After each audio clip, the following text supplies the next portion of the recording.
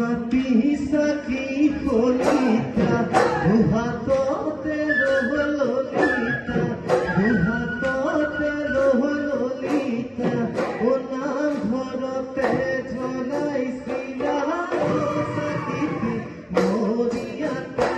মরিছিলু যে পিয়া ও বেজিয়া ধুবতিয়া নিজে ললিতা ও গাতে সিলাই দিছিলাম কেটা পাখিছি যে পিয়া ও এ পিয়া মুখ পাহরি কি অনুপ পাহরি গোরা